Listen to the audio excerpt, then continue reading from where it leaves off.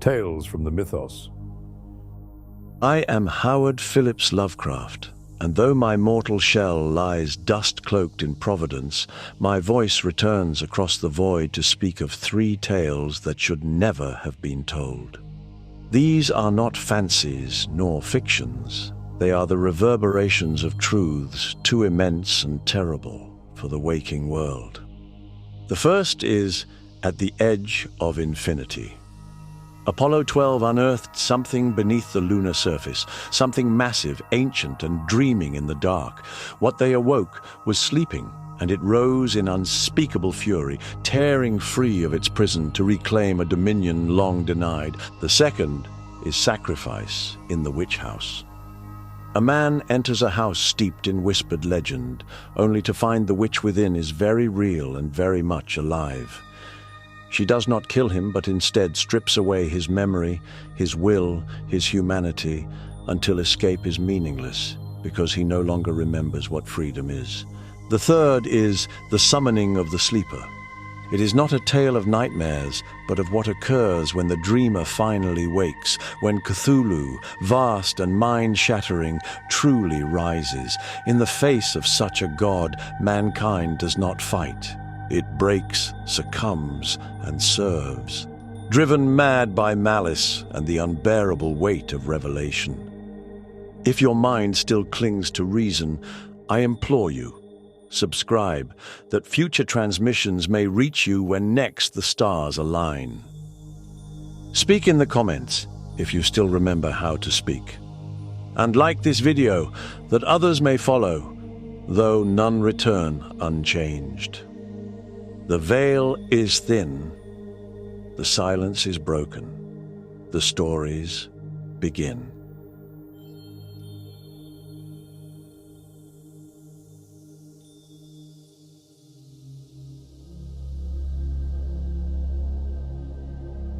At the Edge of Infinity. Chapter 1. The Letter. 2. The President of the United States. From Dr. Albert Albright. Date redacted. Subject: the Apollo 12 mission. A warning. Mr. President, I write to you not as a scientist, nor as a patriot, but as a man who has seen something that should have remained buried. I know NASA will never allow this letter to reach your desk. I know the truth of what we found, the truth of what we awakened, will be buried under layers of classified reports and denials. They will erase us, as they erased the others before us. But I must try. I beg you, Mr. President, do not send anyone back to the moon. I do not write this warning out of fear for those who might follow in our footsteps. I write it because they are no longer dreaming. We have already shown them the way. It began as all great explorations do, with optimism. Apollo 12 was meant to be our next step forward, the moment humanity would transition from brief visits to the moon to true scientific exploration.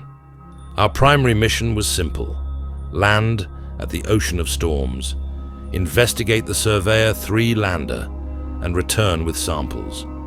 But there was a secondary objective, one not made public. NASA had received anomalous readings from the Apollo 11 mission. Strange seismic activity, low-frequency sound waves with no clear source, something beneath the surface, something they could not explain. That was why we were really there, to find out what Apollo 11 had stumbled upon. There were 6 of us: Jack Sharp, our pilot, calm under pressure, a natural leader. If anyone could hold a team together, it was him. Bruno Corleone, tough, pragmatic, and no nonsense.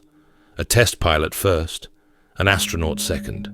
The kind of man who'd fly straight into hell if he thought he could wrestle it into submission. Fatima Al-Hazred, our lead scientist. Her mind was built for puzzles, for unraveling the unknown. It was her knowledge of ancient languages and mathematics that made her indispensable to NASA's top-secret research divisions. Cecilia Payne, a physicist, brilliant in her understanding of energy fields and lunar anomalies. It was her equipment that would be scanning for the same disturbances Apollo 11 had detected. Robert Johnson, second in command, experienced, capable, but skeptical of the classified mission details. He believed we were being sent to chase ghosts. Porkchop, the heart of the team, a man of laughter, of relentless energy, always finding humor even in the void. He had no business being on a mission like this. I think that's why he was there. And then there was me, Albert Albright. I was the old man among them, the one with the most to prove and the least left to lose. The landing should have been routine. It was anything but. From the moment we began descent, things went wrong. First, the navigation computer glitched, a burst of static over comms. Then, the guidance system briefly lost connection, forcing Jack to take manual control. We hit the surface harder than expected. The lunar dust billowed around us, obscuring the cameras. When it cleared, we saw the lander had come down several meters off target. The ocean of storms was quiet, but I felt it then, a sensation I could not shake. We were not alone. Bruno muttered something over comms as he powered down the thrusters. That felt off. Jack ran a systems check. Everything's stable. We're on the moon. That's what matters. But something had changed in Bruno.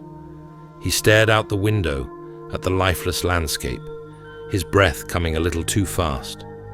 Fatima reached for her equipment, running preliminary scans.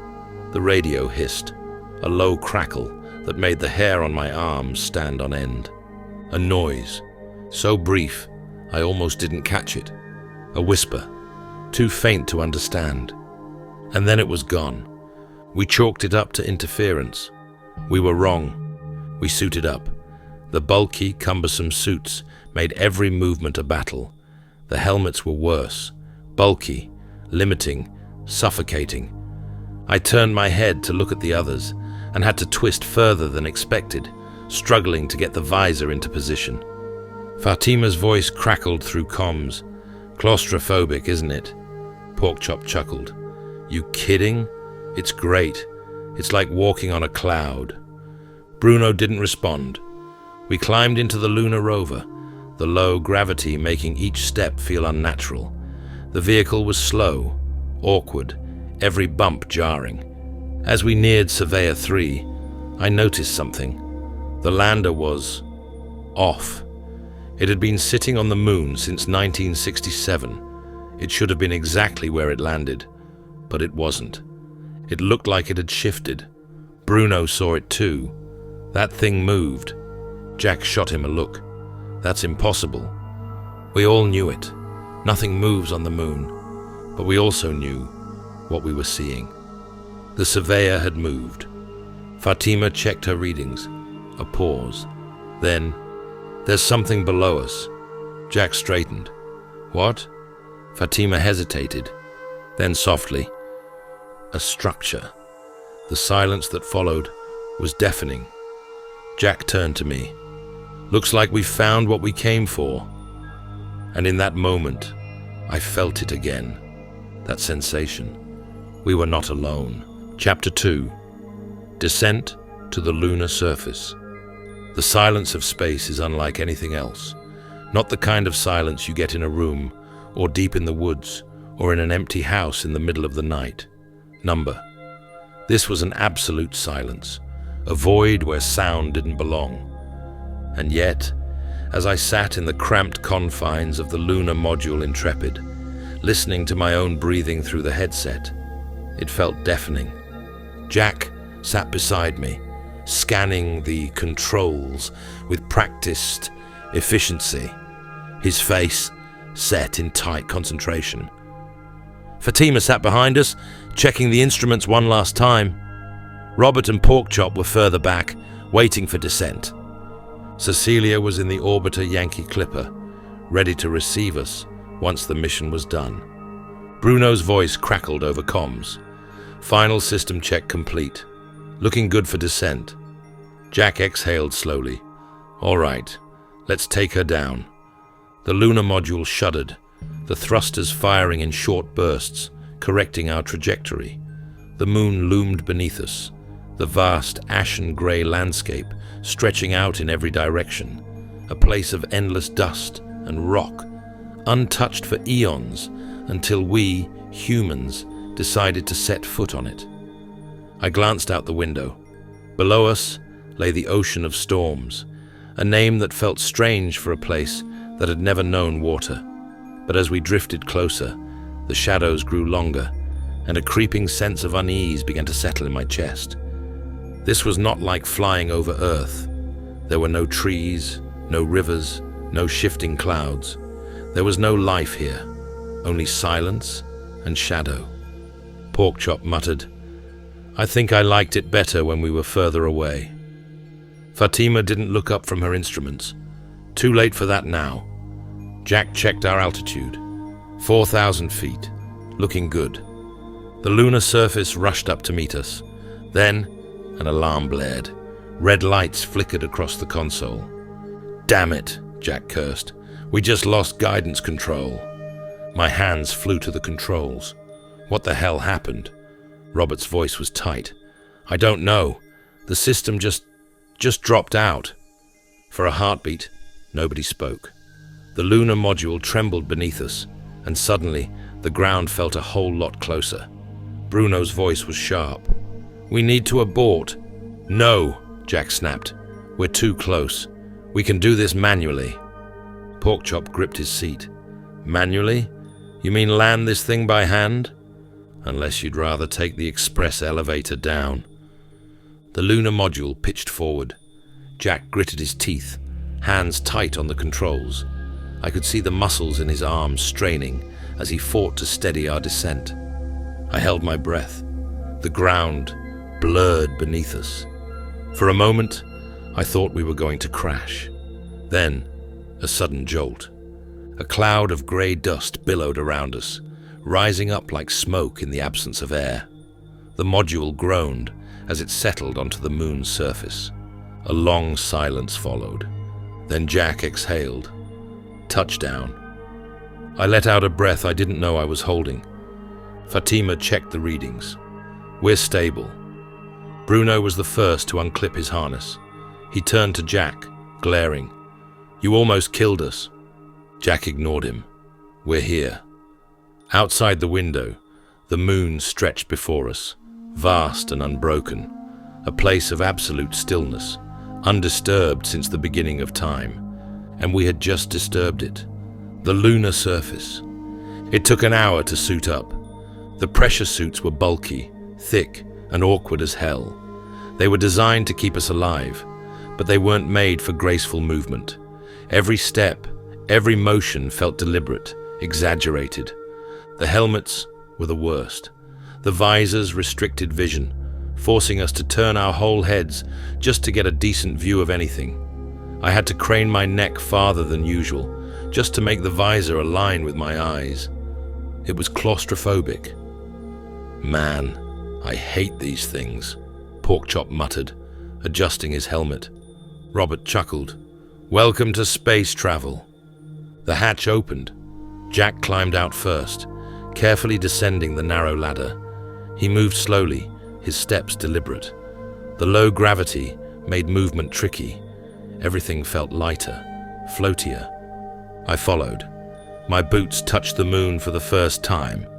I had seen photos, had watched footage from Apollo 11, but standing here, actually feeling the alien soil beneath me, it was something else entirely. I took a step forward. My legs moved too easily. The 1/6 gravity threw off my sense of balance. I had to correct every motion, making sure not to overshoot my own steps. Bruno came out last. He stood still for a long moment, staring at the endless grey expanse. Jack's voice crackled over comms. "All right, let's move." We had a long way to go. The journey to Surveyor 3. The lunar rover was compact, barely enough for us. We climbed in, strapping ourselves down. Jack took the wheel. "Let's get moving." The rover jolted forward, bouncing slightly in the low gravity. The wheels kicked up dust as we crossed the lunar surface. We didn't talk much. The moon was deathly silent, save for the occasional hum of our comms. No wind, no rustling trees, just the vast, unbroken void. Porkchop broke the silence. You ever get the feeling like, we're not supposed to be here? Nobody answered, because we all felt it. We reached Surveyor 3 after half an hour. The old unmanned probe was still there, its metal body half buried in lunar dust. It had landed in 1967, a relic of humanity's first real steps toward exploration. But something was wrong. Jack noticed it first.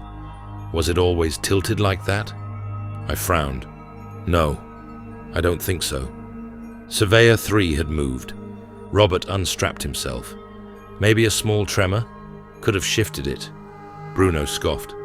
Or maybe something pushed it. We all looked at him. He shrugged. Just saying. Jack ignored the comment. All right, let's get the samples and move.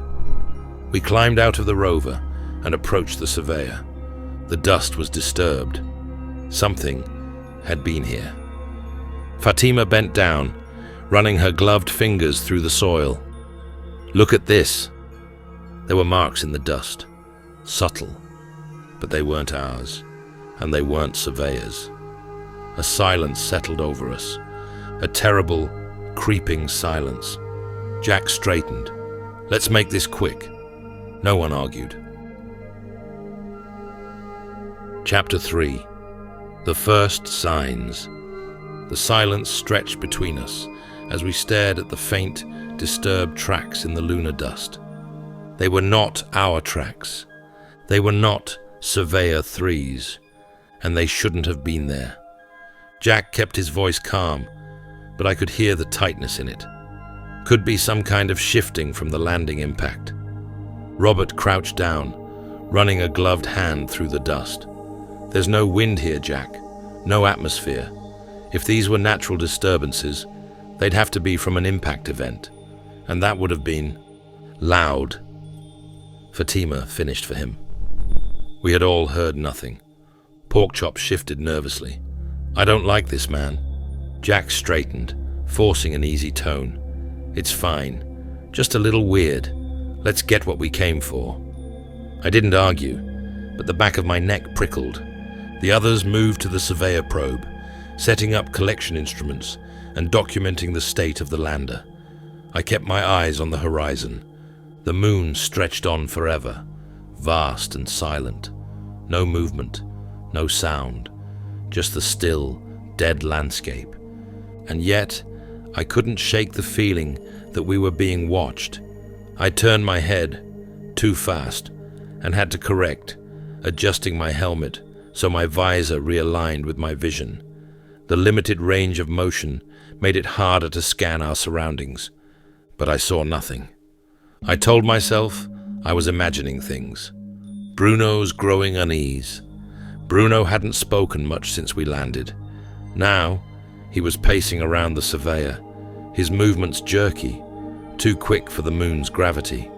His arms hung stiff at his sides, his gloved fingers twitching slightly. Fatima shot him a glance. You all right? Bruno didn't answer immediately. Then he muttered, This place is wrong. Jack sighed. Come on, Bruno. Don't start. Bruno whipped around too fast. His helmet visor caught the light, turning his face into a dark reflection of space. You don't feel it? He snapped. You don't feel like we're... He hesitated. I watched him carefully. Bruno had been on edge since the landing, more than any of us. He had snapped at Jack, at Fatima, and now, the way he was standing, rigid, coiled, like something inside him was unraveling. I knew something was wrong. Jack exhaled through his nose. Let's focus. We have limited oxygen, and we still have samples to collect. Bruno turned away but didn't respond. I caught a glimpse of his reflection in his visor, his lips moving silently, his eyes darting to the black horizon, as if he was listening to something we couldn't hear. the shadows of the moon. Fatima ran a final check on the surveyor, while Robert and I secured the samples. Jack kept a steady eye on the time. "We should start heading back soon," he said. "We're at 50% oxygen. No need to push it." Bruno made a low noise over comms. Fatima sighed. "Bruno, man, get your head in the game." Bruno's voice came back too quiet. "There's something moving." The words froze me. Jack stiffened. "What?" Bruno was staring at the ridge to our left. His body was completely still. I turned, scanning the ashen-grey rise of lunar rock. Nothing. Just the same barren surface, the same endless black sky. I opened my mouth to tell him he was imagining things. And then I saw it. A shadow. Not moving. Shifting. Like something was there, but not quite there. The low lunar light warped around it, bending in a way that felt wrong. Bruno took a step back. "You see it." Jack didn't hesitate. "We're leaving. Now." Porkchop's breathing hitched. "Oh man." The shadow moved. I saw nothing there, but the dust beneath it shifted. Something was standing there. Something watching us. "Move!" Jack barked. We didn't need to be told twice. Bruno turned too fast and stumbled in the low gravity, nearly falling. Fatima grabbed his arm, hauling him back up. We climbed into the rover, strapping in. Jack floored it. The rover jolted forward, wheels kicking up silent clouds of dust. I dared a final glance back. The shadow was gone, but the unease remained. Chapter 4. The Descent Below. The ride back to Apollo 12 was a blur. The rover bounced and skidded across the uneven lunar surface, Jack pushing the lightweight vehicle faster than was probably safe. The low gravity made the ride feel even more unnatural. Slow, drifting arcs over ridges, brief moments of weightlessness before the tires hit the ground again. No one spoke. The silence wasn't just because of the vacuum outside. It was inside our suits, inside our heads. We had all seen it. Something was out there. We reached the lander, dust kicking up around the rover as we came to a halt.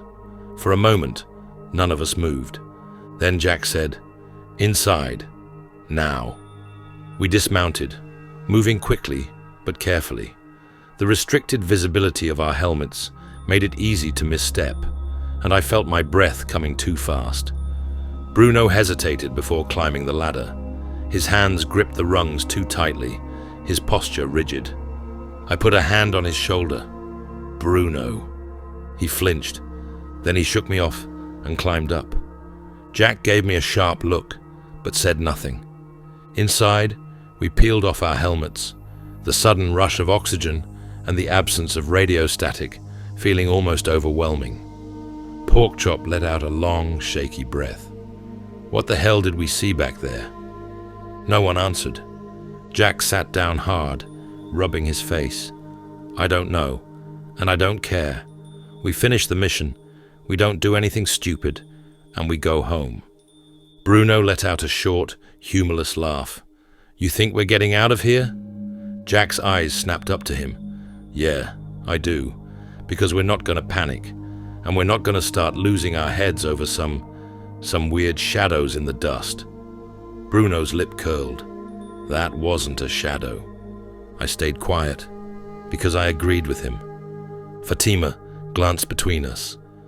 "It doesn't matter what it was. It's gone now." Porkchop wiped his face with a shaking hand. "That's what scares me. Where did it go?" Another silence. Then Jack clapped his hands together, his movements too forceful, too deliberate. "All right, get some rest. We've still got one last task before we leave." The final excavation. 3 hours later, we were back outside. The last part of our mission was to conduct a final deep-core drill sample. The site had been selected weeks ago, a smooth area 1/2 mile from the lander. I wasn't sure why, but I had a feeling NASA's choice hadn't been random. The moon was barren, a place of dust and rock, untouched for billions of years. But the moment we reached the site, I felt it again, the sensation of something beneath us. The drill was set up quickly. Jack and Robert handled the mechanics, while Fatima monitored the readouts. Bruno stood off to the side, helmet tilted down, his posture unnervingly still. I didn't like how quiet he was. The drill whined and vibrated, digging into the surface.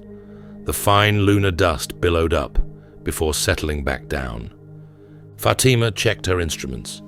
We're about 15 feet down. Jack exhaled, shifting his stance. Almost there. Then, the tremor hit. The ground shuddered beneath us, a deep, resonant vibration that I felt in my chest. Porkchop swore. "What the hell?" The drill lurched, tilting slightly. Jack grabbed it, stabilizing it. Fatima froze. I turned to her. "What?" She pointed at the readings.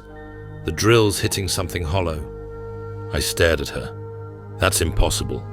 Jack scowled. "Keep going." The drill pushed deeper. The tremors intensified.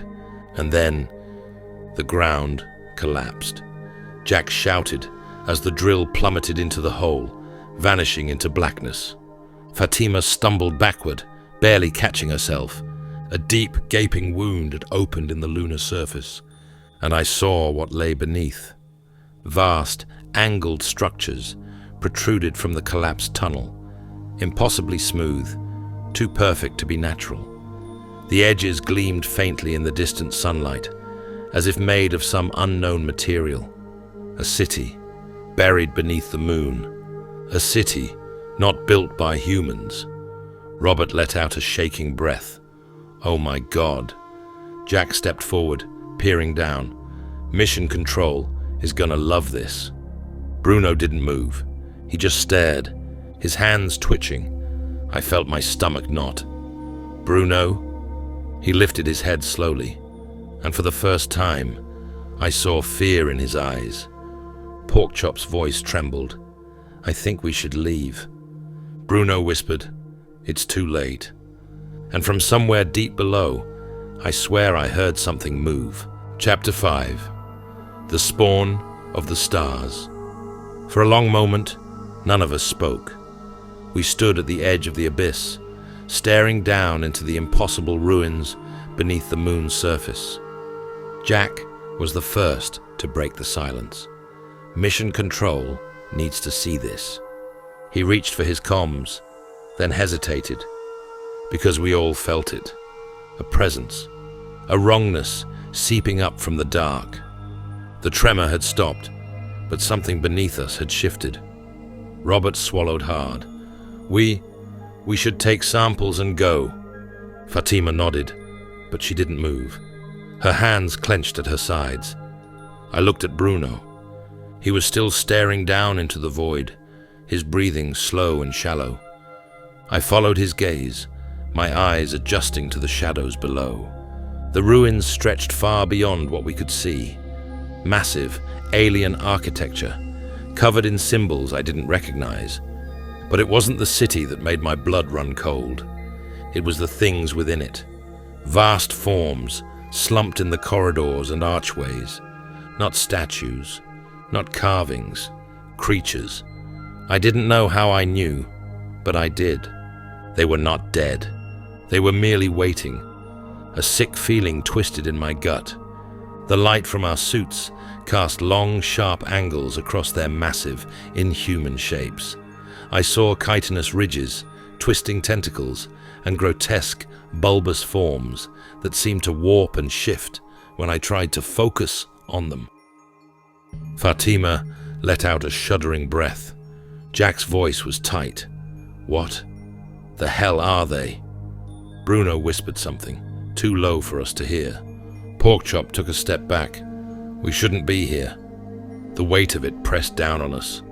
The realization that this place was not meant to be seen. The buried city stretched beyond the darkness, beyond our comprehension, and we had disturbed it. Robert's voice was barely a whisper. These horrific creatures out here in the void. These spawn of the stars. Bruno twitched violently. His breathing was wrong. I turned to him, dread curling in my stomach. "Bruno?" He lifted his head. His eyes were too wide. His lips moved, forming words, but I couldn't hear them. Then, a low, resonant tremor rumbled beneath our feet. The creatures twitched.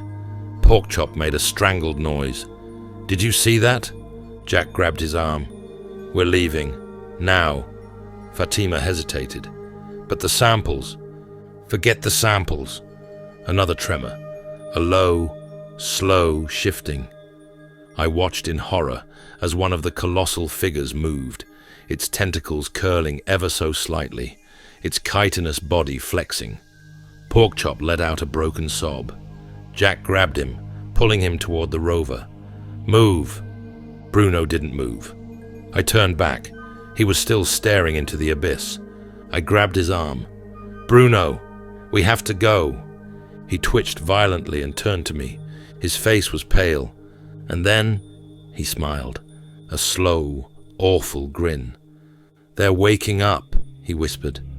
And behind him, in the depths of the buried city, the creatures began to stir. Chapter 6. The Awakening. Bruno's smile stretched across his face, his expression eerily serene. "They're waking up," he whispered again. And behind him, deep within the ruins, they moved. A low vibration rolled through the ground beneath us. Not an earthquake, not a tremor. Something else, something alive. The creatures in the ruins, the spawn of the stars, were stirring from their slumber. Jack grabbed Bruno. "Snap out of it! We have to go!" Bruno twitched, his body tense. For a second, I thought he might resist. But then, he blinked. His smile vanished. He looked at me, as if he had only just realized where he was. Then, the first of the creatures began to rise. The colossal, nightmarish form pulled itself upright, its massive chitinous body unfolding from its ancient slumber. It was impossibly large. Thick tentacles uncoiled, clawed limbs flexed, and bulbous ridges rippled along its grotesque frame. The light from our suits flickered, as if struggling to illuminate something it was never meant to reveal. Fatima let out a horrified gasp. Jack was already hauling Bruno away. "Run!" We ran. The moon's gravity made it awkward, difficult, every step too light, every push forward too slow. Behind us, the creatures continued to rise. Not just one, many. The ancient things that had lain in the ruins for unknown eons were awakening, and their massive, grotesque forms shifted in the deep. Porkchop sobbed, "We're not gonna make it. We're not gonna..."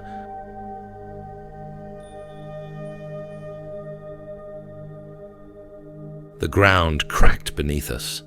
A deep, unnatural sound vibrated through our bones. Not a noise we could hear, but one we could feel. It was a psychic pressure, a force that dug into our minds. Bruno screamed. Jack stumbled, gripping his helmet as if trying to force something out of his skull. I clenched my jaw, fighting against it. Fighting against the knowledge that pressed into me. Images, visions, a time before humanity, before Earth, a great war in the blackness of space, a battle fought by entities that should not exist, and we had woken them. Fatima gasped, snapping us out of it. I turned and saw it. The first of the creatures had fully risen, and it was looking at us, not with eyes, but with a presence, a force that bypassed physicality and reached directly into our souls. Jack grabbed my arm. "Move!" I forced myself forward. We reached the rover and clambered inside. Jack hit the throttle. The rover jolted forward, bouncing across the uneven terrain. Fatima was hyperventilating. They're not supposed to be real.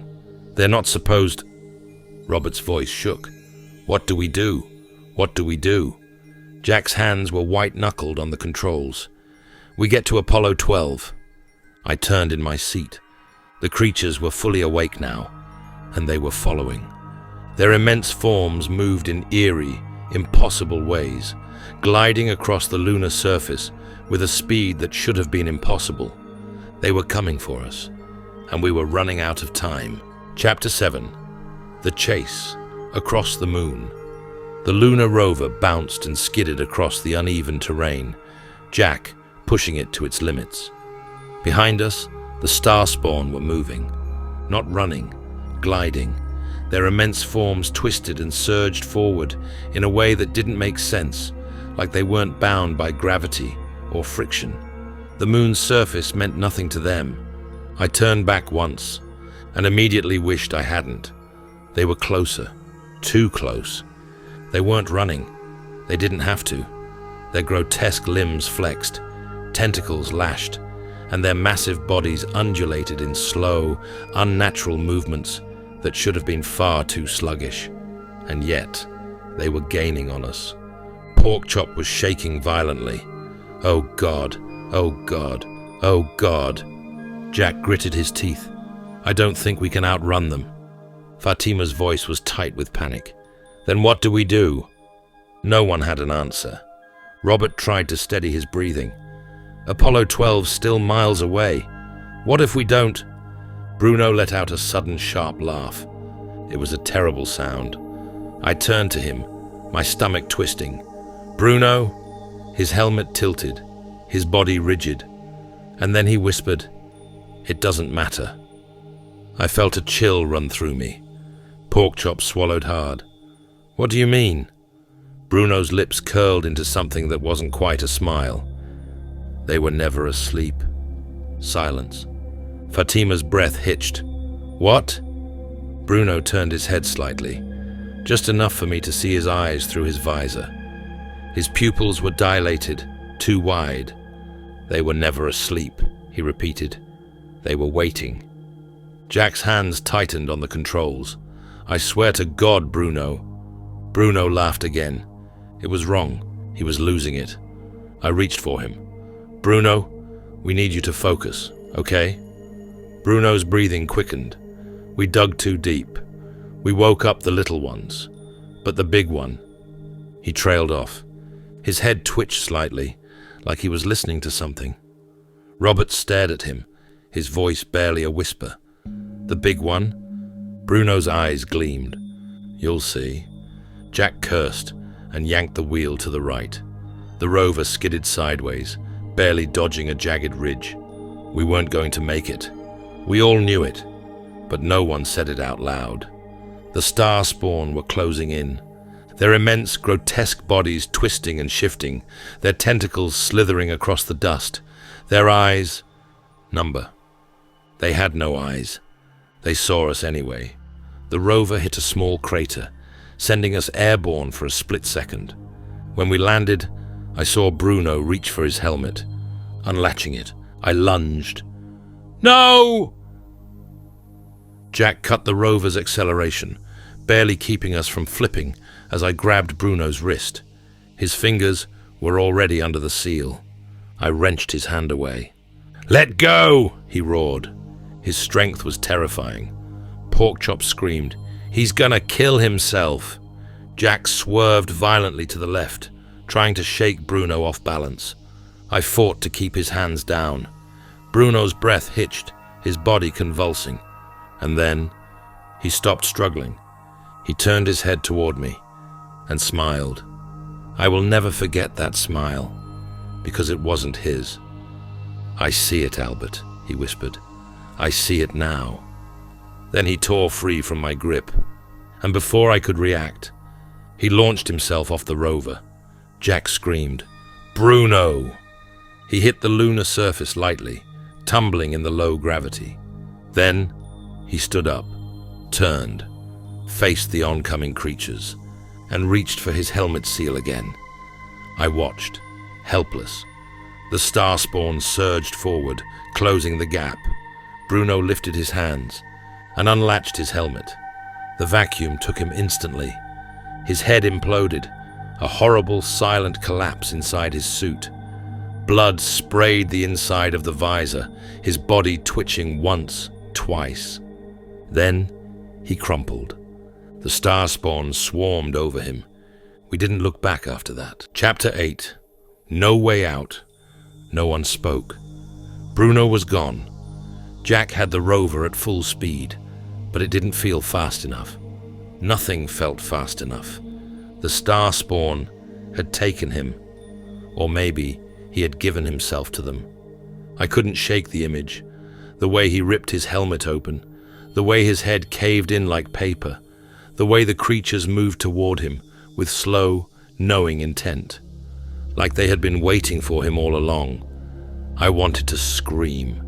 I wanted to do anything, but there was no room for emotion, no space for grief, because they were still coming. Robert's breath came quick, shallow. We can't make it back like this. Porkchop let out a shaky laugh. You got a better idea? Want to get out and hitchhike? Jack didn't take his eyes off the horizon.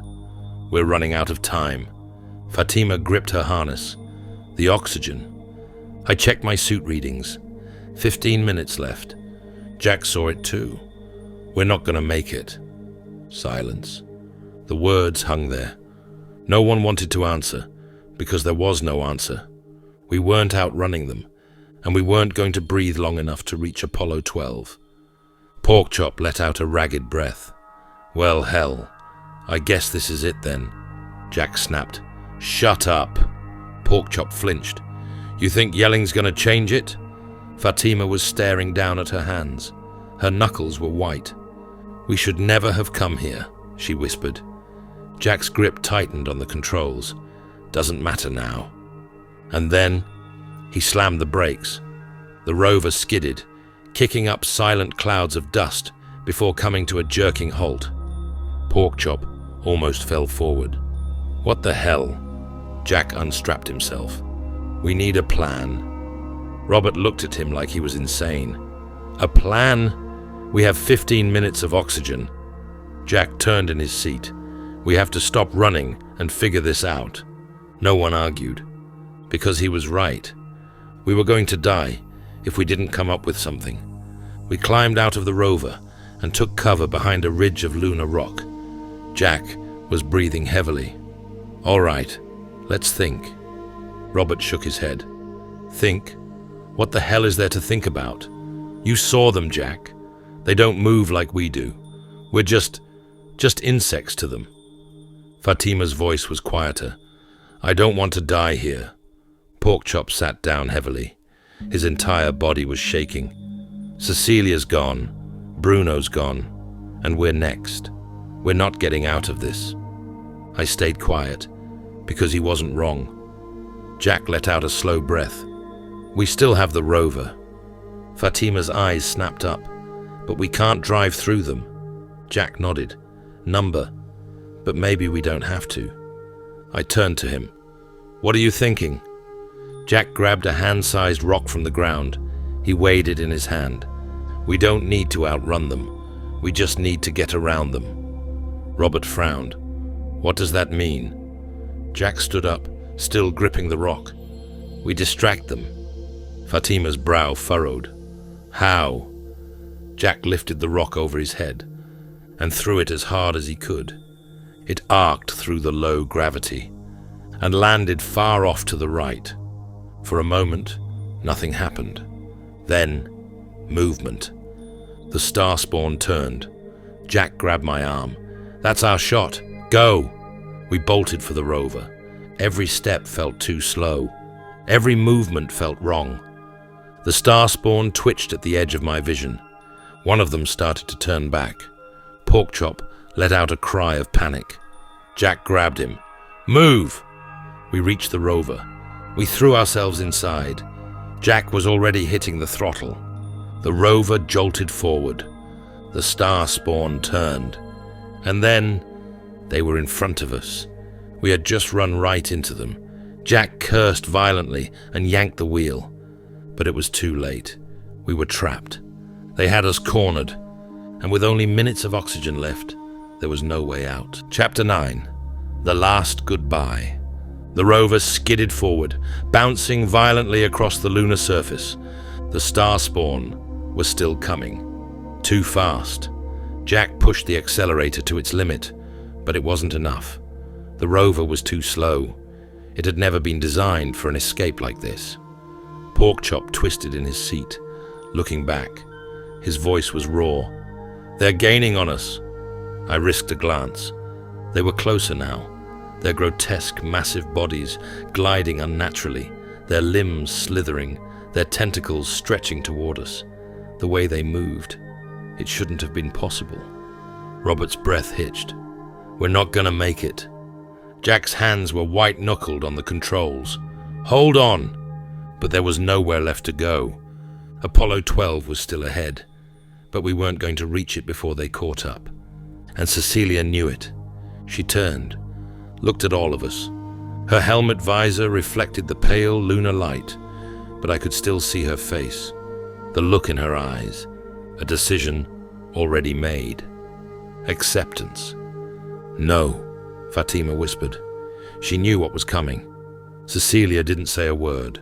She simply unclipped her harness, stood up, and jumped off the rover. "Cecilia!" Fatima screamed. I reached for her, too late. She landed lightly on the lunar surface, kicking up a cloud of dust. Then she ran, straight toward them.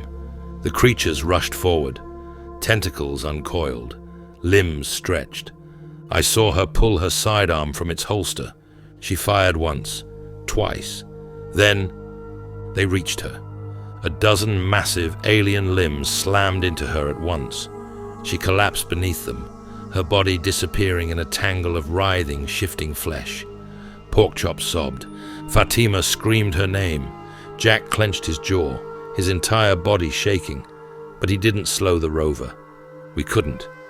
Cecilia had just bought us the time we needed, and we had to make it count. Reaching Apollo 12. The ladder to Apollo 12 came into view. Jack slammed the rover to a stop. "Go! Go!" We scrambled out, lungs burning, suits heavy, every movement clumsy in the moon's gravity. I didn't look back. I couldn't. But I heard something behind us, a deep, resonant tremor. Something far bigger than the star spawn was moving in the ruins below. Something ancient, something waking up. We reached the ladder and clawed our way up, one after another. Cecilia was gone, but we were still alive.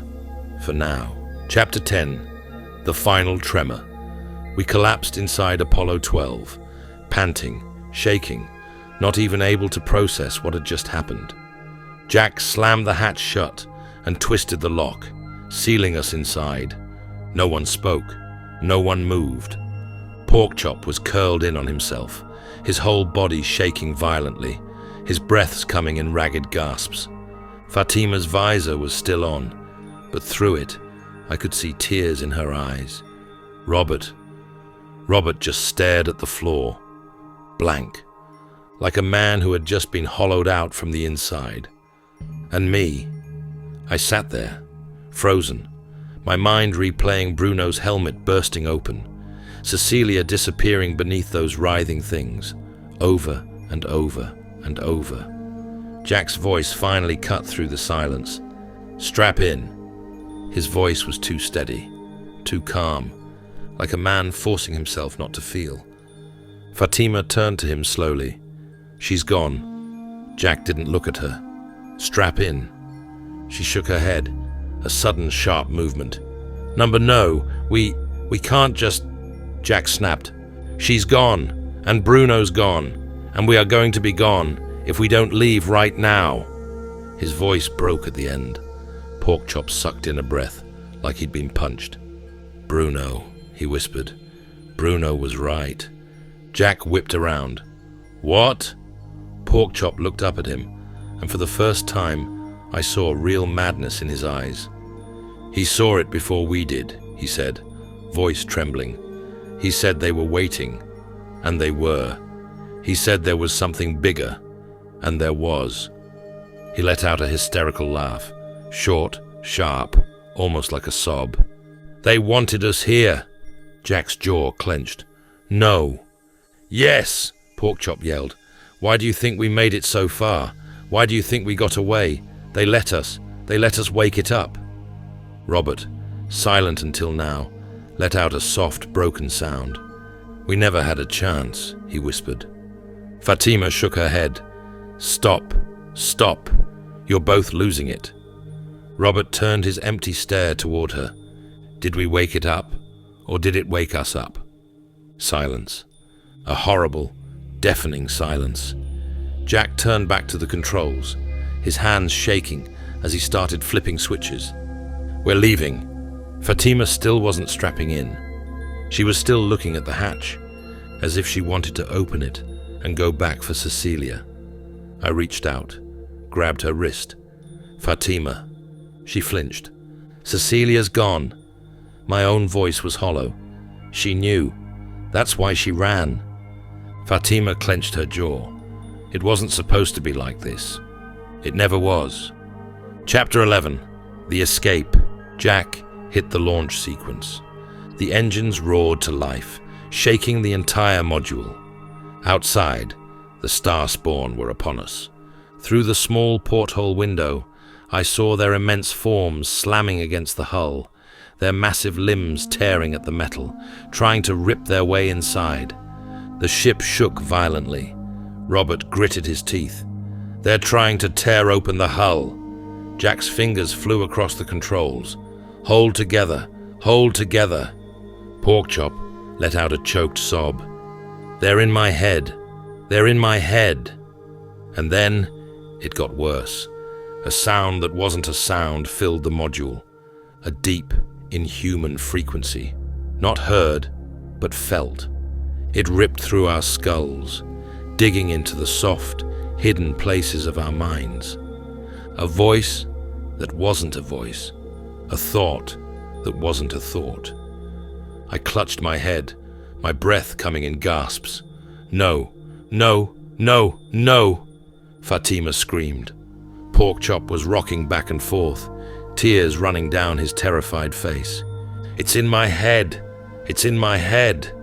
Jack's jaw was clenched so tight I thought his teeth would break. We hold it together. Do you hear me? I barely heard him. The presence was too much. It was ancient. It was incomprehensible. And it was awake. Through the window, I saw it. Cthulhu. It had fully risen from the ruins, and it was moving toward us. Fatima let out a choked whisper. A name. I turned to her. She was staring straight ahead, her face pale with horror. A name, she repeated. Cthulhu. I felt the word sink into my brain, as if I had always known it. And outside, the god thing kept coming. Jack shouted, "Ignition!" A violent lurch. The module lifted off the surface. For a moment, we were weightless. The moon fell away beneath us. The star spawn shrank into the distance, their massive, grotesque bodies writhing in fury as we escaped. I looked out the window, relief hitting me in waves, but the relief didn't last. Because then, I saw what was ahead, and my blood ran cold. I pressed against the porthole, my breath catching. Through the void, through the vast black emptiness of space, I saw them, the star spawn, and Cthulhu, traveling toward Earth. Not flying, moving, as if space itself bent around them, as if they were slipping through reality, and they were ahead of us. Fatima let out a broken sound. Oh my God. Jack turned. What? What is it? I couldn't tear my eyes away. Somehow, against all reason, their trajectory had them heading straight for Earth, straight for the Pacific Ocean. Jack's voice was tight. Where are they going? I whispered, the ocean. Silence. No one spoke. No one breathed. Because we all understood. We had done more than wake them. We had shown them the way. Home. Chapter 12. The Warning. We descended toward Earth, but the victory felt hollow. Through the porthole, I could still see them. Cthulhu and the Starspawn slipping through the void, heading toward the Pacific. Jack hadn't spoken in minutes. His face was locked in a silent grimace, his hands gripping the controls too tightly. Porkchop sat curled in his seat, his eyes hollow, his face pale. All the humor, the boyish excitement he'd carried through the mission, gone. Terror had hollowed him out. I didn't know if he'd ever come back from it.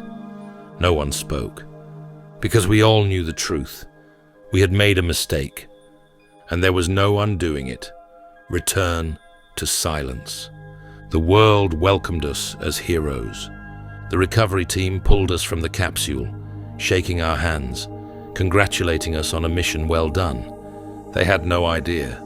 The news showed smiling images of us returning home, footage of our landing, NASA officials giving speeches about the triumph of Apollo 12. It was all a lie. I looked at Jack. He barely met my eyes.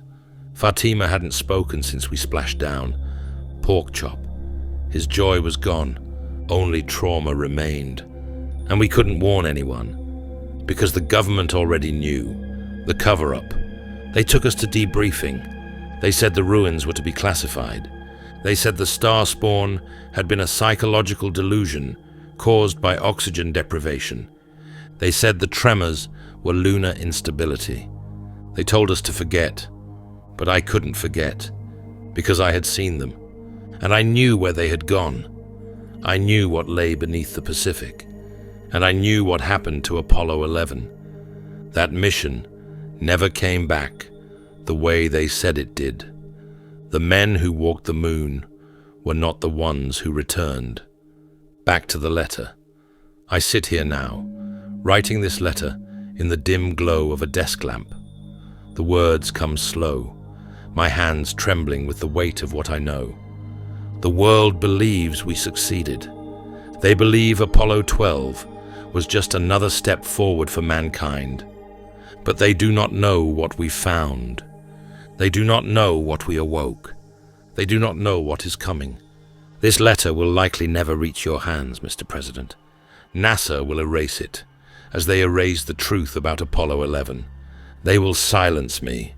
They will silence us all. But I have to try.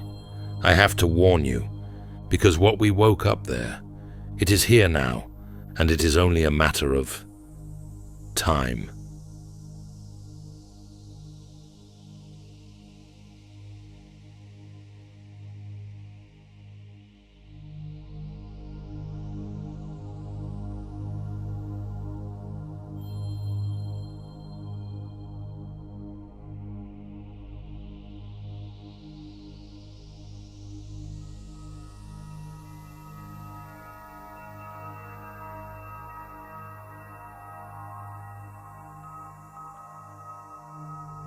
Sacrifice in the Witch House.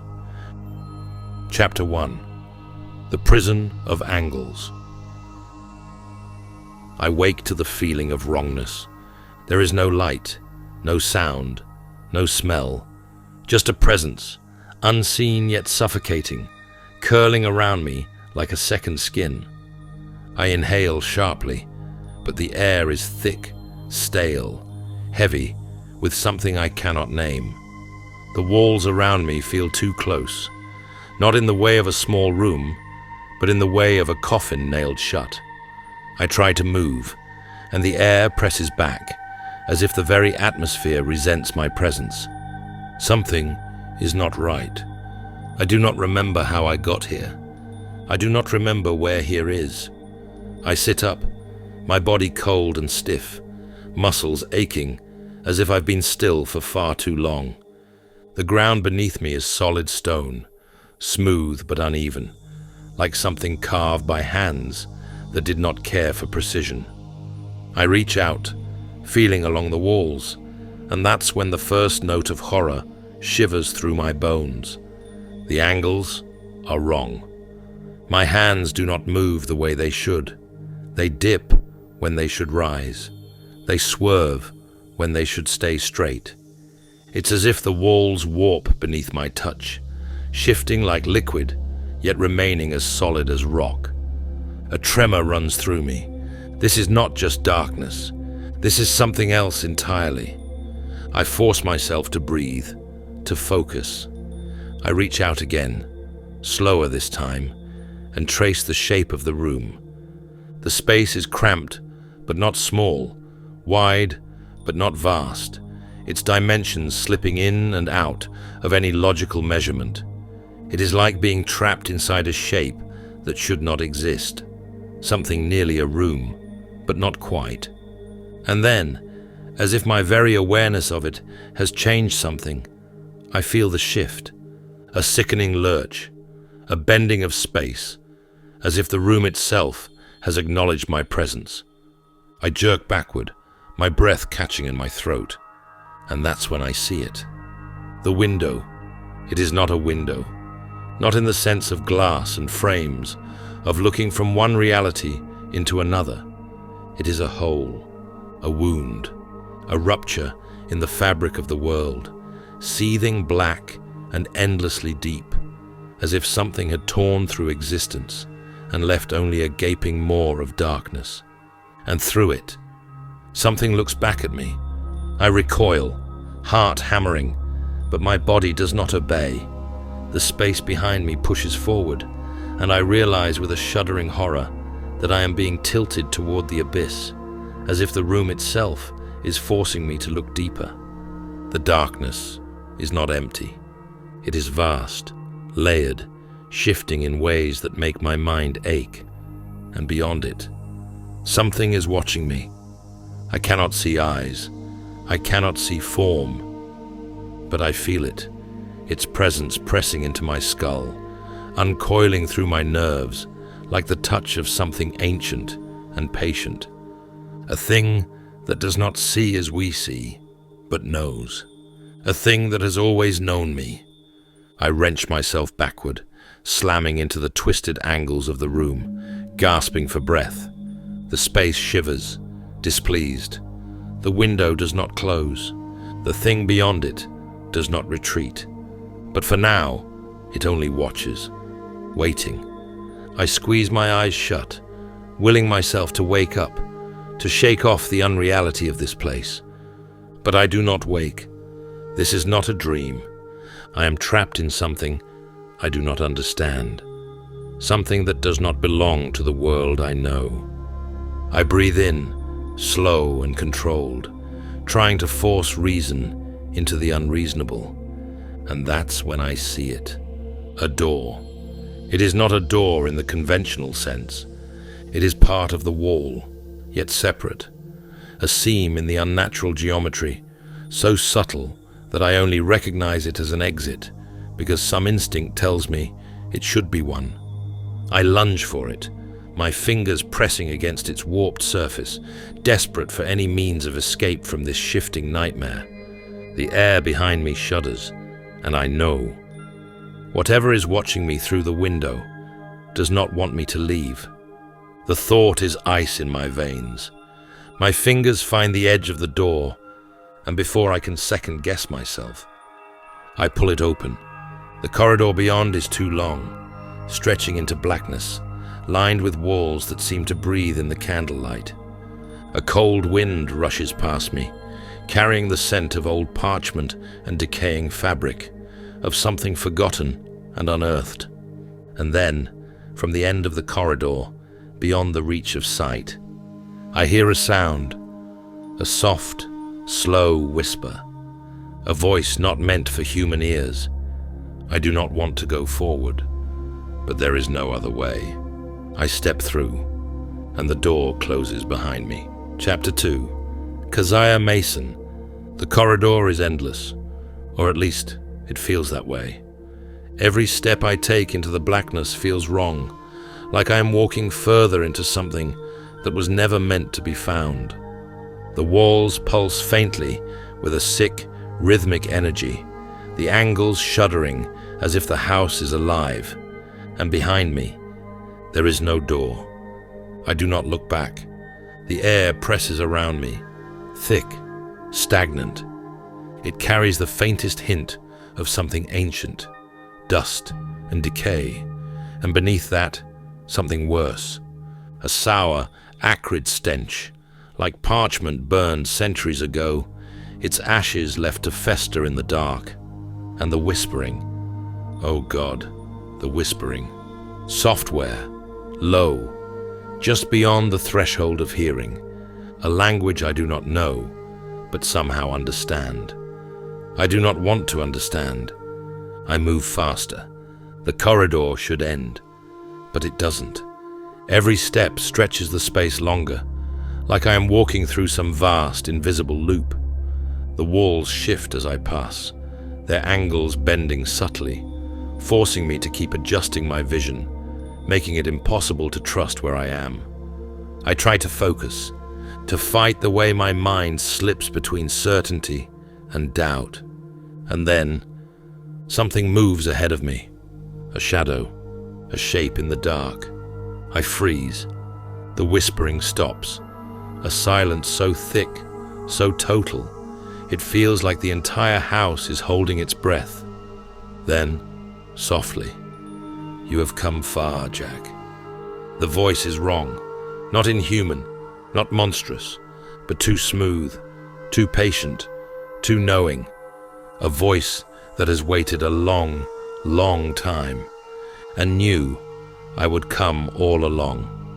A voice that is not surprised to see me standing here. She steps forward, out of the darkness, out of nothing at all. One moment, the corridor is empty. The next dash. Kezia Mason is there. I stumble backward, my breath catching in my throat. She does not move toward me. She simply is, like she has always been here, and I have simply failed to notice until now. Her form is wrong in a way I cannot articulate. Not because she is monstrous. She is not. She is small and thin, draped in robes the color of dried blood, her hair tangled with the weight of centuries. Her face is weathered parchment, skin stretched too tightly over the frame of someone who has lived far beyond their allotted time. And yet, she is not old, not in the way that time touches mortal things. She is preserved, caught in a moment between what she was and what she has become. She is not a corpse, not a ghost, but something between the two, something worse, and she is smiling. "You are afraid." She does not ask. She knows. She watches me too closely, her head tilting as if observing a puzzle yet to be solved. I try to force words out, but my throat closes. Nothing comes, only silence, only the hammering of my heart. Her smile widens. Good. I find my voice. Where am I? Kezia watches me, her eyes deep and empty, the pupils too wide, too black. As if you do not already know. Her voice is soft, like wind over dead leaves. I shake my head, anger rising beneath my fear. I don't. Her smile does not falter. She only steps closer, moving without sound, the folds of her robes untouched by motion. "You are where you belong." I try to back away. I don't remember moving forward. I don't remember how she got so close. The space between us shrinks, the corridor tightening, bending at angles I do not understand. The walls are pressing closer, the whispering returning in hushed murmurs, curling around my ears. I take another step back, and my spine hits something solid, a wall. I whip around, hands searching for an exit, but there is none, only Kezia, only her voice. "You should not struggle." My skin crawls. The air grows thick, vibrating with a low, pulsing hum. Kezia tilts her head, watching me as if expecting me to understand something terrible. And then she steps backward, into the wall. It is not a trick of the shadows, not an illusion. She does not pass through a doorway. There is no doorway. She simply moves into the solid stone, her body sliding into the wall as if it were water, dissolving into the very fabric of the house itself. The stone ripples around her, shivering like flesh. Her face is the last thing to disappear.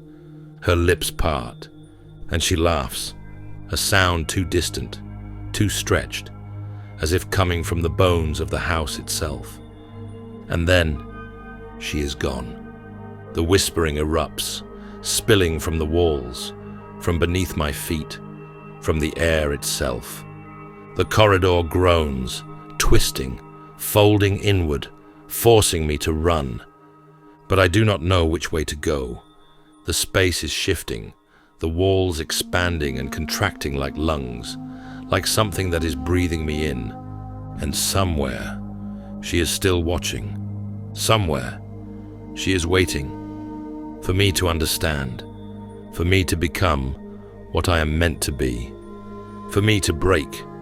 I stumble forward, my mind fraying at the edges, my thoughts unraveling as the corridor swallows me whole, and behind me, somewhere deep, deep within the house, I hear her laughing.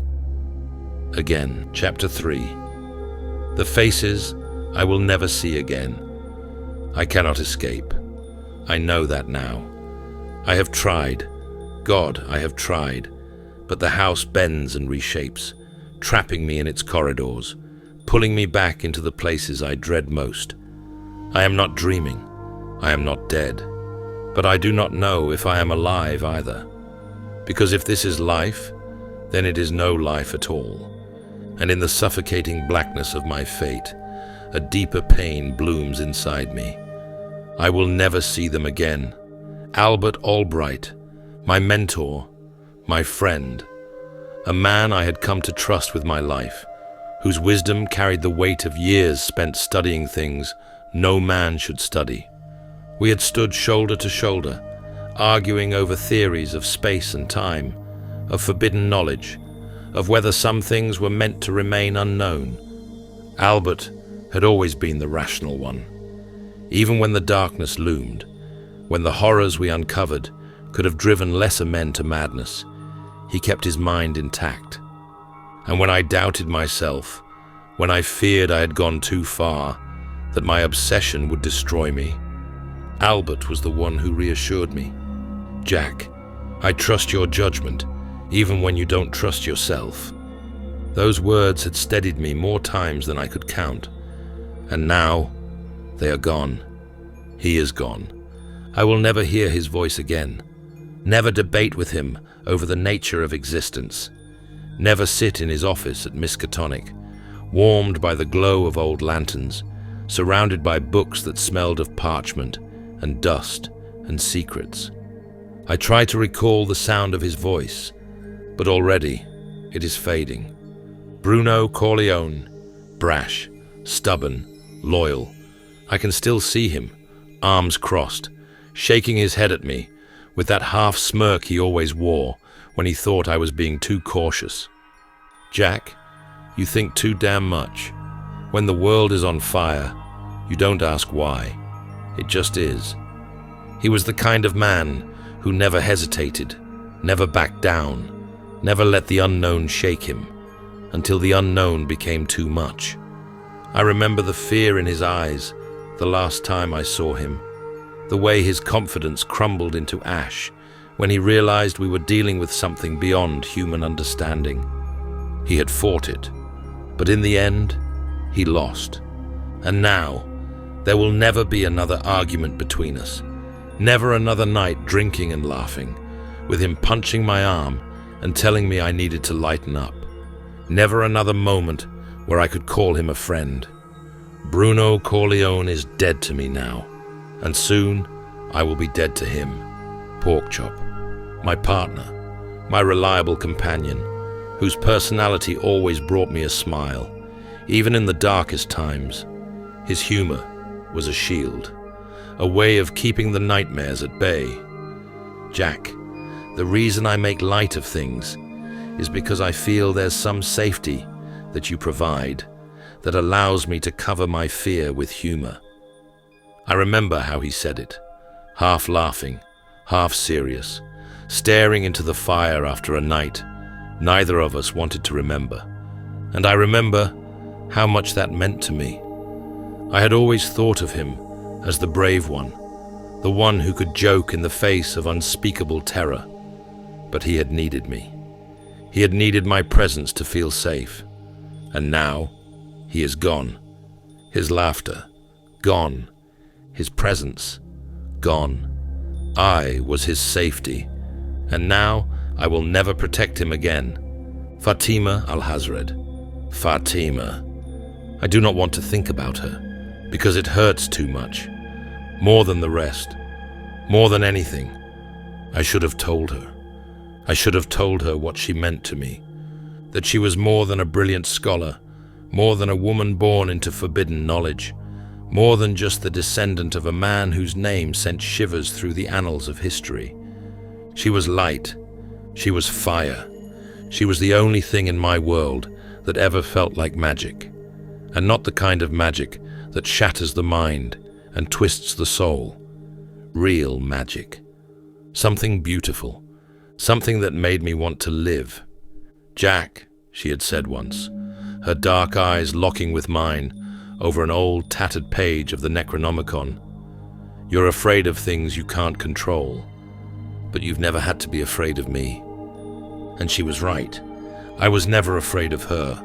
I was only afraid of losing her. And now I have. Fatima will never know what I felt. She will never know that in my last fleeting moments of sanity, she is all I can think about, and I will never see her again.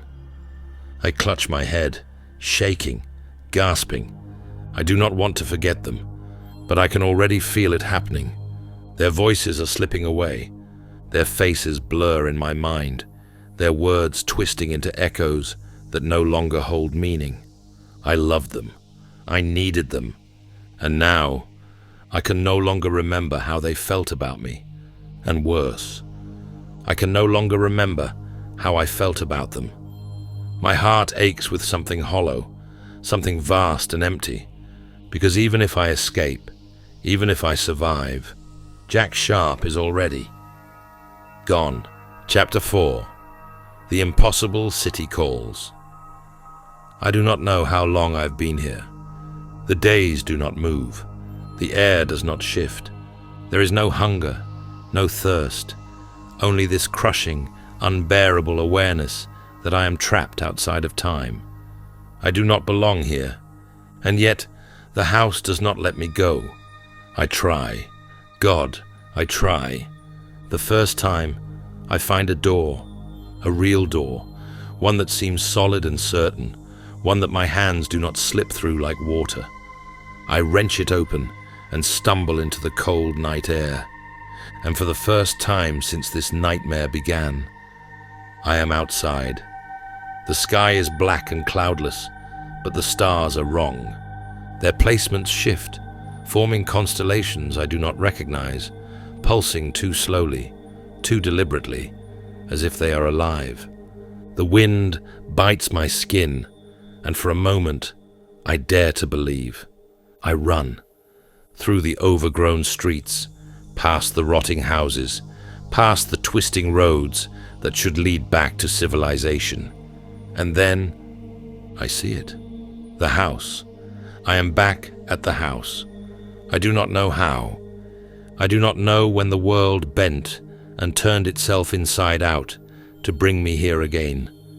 But it has, and I am standing at the threshold, the door still wide open, waiting for me like an old friend. I do not go inside. I do not have to, because the moment I step forward, the ground shudders beneath me, the world spins, and I wake up in my bed. I sit up, heart hammering, breath ragged. The room is exactly as I left it. The creaking floor, the heavy air, the walls lined with angles that seem to shift when I do not look at them directly. I press my hands to my face. My skin is cold with night air. The wind had been real. The streets had been real. The escape had been real. And yet, I am back here. I do not panic. Not yet. I move to the door again, determined. This time, I am careful. I trace my steps. I mark the street names, the house numbers, the turns I take. I make my way through the darkened town, following the roads that should lead to Miskatonic. If I can reach Miskatonic, I can find help. I can tell them what has happened. Someone will believe me. Someone has to believe me. I see the lights of the university in the distance. I feel the ground beneath my feet, solid and familiar. I run faster, my breath sharp and desperate. I reach the great doors, my fingers wrapping around the cold brass handle, my heart pounding with the first stirrings of hope. And then I pull open the door and I step into the ritual chamber. I collapse. Something inside me splinters. It is not possible. It cannot be possible. But I am here. Again. The walls are still slick with age, still lined with symbols that pulse faintly in the dark. The air reeks of something ancient and watching. And I am back where I started. This time, I do not wake in my bed. I do not wake at all. Because I never truly left. Because the house does not have exits, only illusions. A noise rises from the depths of the corridors, low and terribly distant. A whispering that is not quite speech, but not quite silence either. The walls shiver, the air trembles, and I understand. This is not just a house. This is a wound in reality, an infection, a place where the world twists and folds and reshapes itself according to the will of something far greater than myself. I am not trapped in the house. I am becoming part of it, and somewhere, beyond the corridors, beyond the impossible angles, beyond the spaces where Keziah Mason walks without footsteps, the impossible city waits for me. I feel it now, pressing against the walls of my reality, breathing in tandem with this cursed house, its streets curling and rearranging themselves into patterns I do not yet understand. And I know it is calling me, not because I belong there, but because I am already on my way. I do not run anymore. I do not fight. I simply sit in the center of the ritual chamber, my back against the cold stone, my hands in my lap. I stare at the ceiling, watching the way the shadows move without light. I wait, because it does not matter what I do. It does not matter how many times I try to leave. There is no escape from the fate that met all the souls in that black sea of death. No matter what I do, I am headed for the Vicus Sea of Souls. Chapter 5. The Brands of the Forgotten. Keziah Mason does not speak when she enters. She does not need to. She has been waiting for me to understand, waiting for me to stop struggling, waiting for me to accept. And now, as I sit on the cold stone floor of the ritual chamber, hollow and unresisting, she knows. That moment has come. I do not flinch when her shadow passes over me. I do not resist when she takes me by the wrists and lifts me like a mother guiding a child to his feet. Her fingers are dry, papery, her grip gentle but absolute. I let her move me, let her guide me to the stone table at the center of the room. She lays me down, straps tighten over my wrists, my ankles, my chest. There is no struggle. I am past struggling. She leans over me, her face close, her breath damp and cold as the grave. Do you understand now, Jack? Her voice is almost kind. I do not answer. There is nothing left to say. The brands have already been etched into my soul. Now, they must be etched into my flesh. She lifts a slender, bone-white wand, its length slick with age, its tip darkened with ancient blood. A whispered incantation fills the chamber, curling around the air like smoke through a keyhole. The symbols on the walls pulse in response. The stone beneath me shudders, And then she begins. The first cut is not painful, not at first. The wand does not slice as a knife does. It pulls. It reaches into me like fingers peeling away something hidden beneath my skin. And as Keziah drags the wand down the length of my right arm, she speaks. Do you remember what Albert Albright told you? Her voice is soft, coaxing, as if guiding me through a memory I no longer own. He told you he trusted your judgment, even when you did not. I want to say no. I want to say I do not remember, but I do. And as I remember, the wand pulls it from me. The pain comes only after it is gone. A deep, wrenching, tearing agony, like something has been stolen from inside me, leaving a wound that will never heal. I scream, but my voice is swallowed by the house. Keziah does not pause. She moves to my left arm. She whispers, "And Bruno, who always pushed you forward, even when you doubted." I do not want to hear it. I do not want to relive it. He said you thought too much, that when the world is on fire, you do not ask why. It just is. Bruno's voice echoes in my mind, and then it fades. The wand pulls the memory from me, carving the pain into my bones. The fire in my veins erupts, and I choke on another shattered cry. I do not know how much time has passed. Keziah is above me, her shadow spilling over my body like a living thing.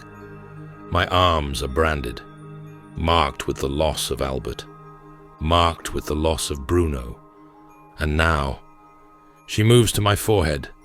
The wand hovers just above my skin, waiting. Keziah tilts her head. Do you remember Porkchop? Oh God, not him, not the one who needed me most, but she knows I do. Jack, the reason I make light of things is because I feel there's some safety that you provide that allows me to cover my fear with humor. His words come without warning, clear, sharp, and before I can even grasp at them, she rips them away. The wand sears the brand onto my brow, burning the truth out of me. The agony is limitless. Not fire, not knives, absence. A cavernous black swallowing void where something precious used to be. And I know I will never remember him again. Tears run down my face, not from pain, but from loss, because there is only one left, and she is the one I cannot bear to forget. But the witch is already moving. She places the wand over my heart, her lips part, and she speaks the name I cannot endure. Fatima al-Hazred. I try to fight, not with my body. I have no strength left, but with my mind. I try to hold on to her, to anchor myself to the one thing in this world that ever felt real. But the witch will not let me. She told you that you feared what you could not control, but you never had to fear her. The words sink into me, and then the wand takes them away. The moment the brand is carved over my heart, something breaks, not just in my mind, not just in my body, in my soul. I feel the last of myself unraveling, dissolving like smoke in an open wind. I do not know myself anymore. I do not remember their voices. I do not remember who I was. And when Keziah steps back, smiling with quiet satisfaction, I know. I am no longer Jack Sharp. I am something else now. Something that has been emptied and rewritten. Something that is no longer meant for this world. Keziah tilts her head, watching my breath come in shallow, ragged gasps. You are almost ready, Jack. Her voice is soothing, calm, final. She brushes her fingers over the brand on my chest, the mark where Fatima's name once lived. And then, she whispers, you do not have much further to go. She smiles, and I fall into the dark. Chapter 6. the viscous sea of souls. I feel nothing, not fear, not sorrow, not even the thin, rattling thread of desperation that should be clinging to me like a dying nerve. Keziah took everything. I know that much. She unfastened the straps herself, stepping back to admire her work. I was too empty to resist, too hollow to fight, or so she thought. I do not think. I do not plan. I just move. My body is numb, a husk of muscle and instinct, but something deeper and more primal still claws at the bottom of my mind. Something too basic for the witch to take. The instinct to survive. I force my legs to work, staggering forward, pushing past the door before she can stop me. And then I step into something vast and impossible. The world is gone. No walls, no house. Only a black expanse of thick, viscous liquid stretching into infinity. It is not water, not quite. It does not ripple. It does not move on its own. It is too heavy, too thick, like gelatin mixed with tar, resisting my every motion, clutching at my legs as I push forward. And yet, I can see through it. It has a sick, glassy translucence, as if something beneath it is pressing upward, just barely hidden under its slick surface. I look down, and that's when I see them, the dead souls of Nyarlathotep. They float beneath me, trapped just below the surface, their faces frozen in expressions of silent horror, mouths gaping too wide, as if their last moment had been one of eternal, unending realization. Eyes milky and empty, yet somehow still aware, still conscious of where they are, what they have become. And as I take another struggling step, their heads turn toward me. They are watching, they are waiting, they are hungry. I try to move faster, but the liquid fights me, clutching at my body like 1,000 tiny grasping hands. The first one grabs my ankle. Its fingers are ice cold, boneless, yet strong, wrapping around me like wet silk. I yank my leg away, nearly falling forward as I try to keep moving. Then another hand, and another. They latch onto me, seizing my arms, my legs, pulling at my waist, pulling me down. The surface shudders, stretching over my head like a living membrane, swallowing me whole. I plunge beneath the surface. Everything is silence and suffocation. The liquid forces its way into my nose, my throat, my lungs, thick and slimy, its texture like rotting sea creatures liquefied into sludge. The taste, oh God, the taste, like fish that has been left to rot in the sun for months, sour and rancid, mixing with something chemical, industrial, corrosive. It is in my mouth, my throat, churning inside me, filling me until I am nothing but an extension of it. I thrash, but the more I fight, the more the souls of the drowned grip onto me, their fingers crawling into my mouth, my ears, my chest, desperate to pull me into their world.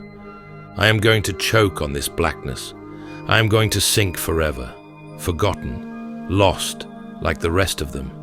And then, something worse happens.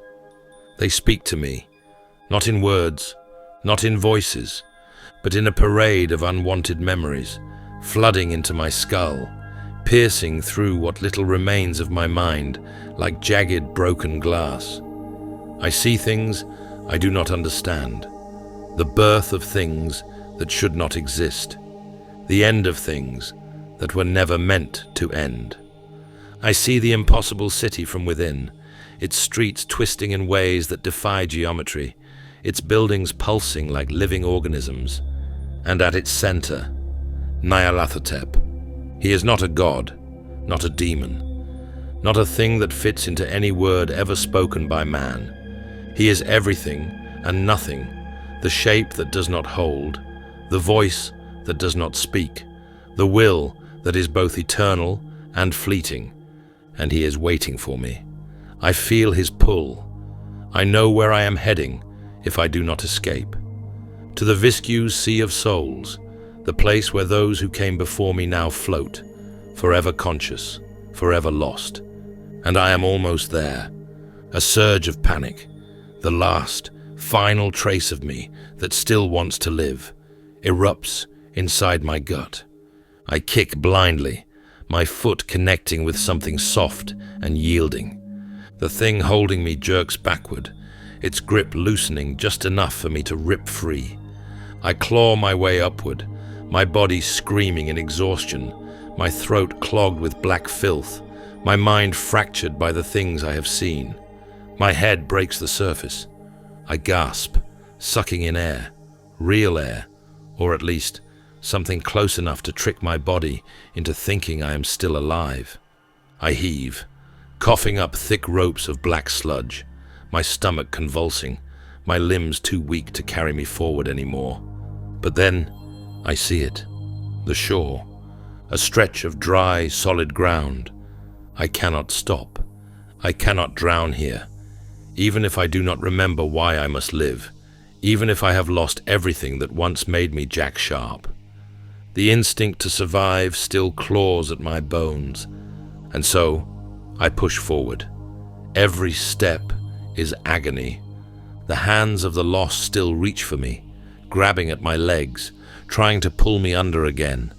But I fight them off, kicking, thrashing, pushing through the thick, suffocating sludge until I finally collapse onto dry land. I lay there, trembling, my fingers digging into solid ground, my body shivering as the voices beneath the liquid wail in frustration. I made it. I am alive. But when I look up, I realize where I am. Oh God, oh God, oh God. Why? How? I am back at the ritual chamber. Dear God in heaven, no! I scream, a wretched, broken sound, and the house swallows it whole. Chapter 7. The crawling chaos takes me. I do not move.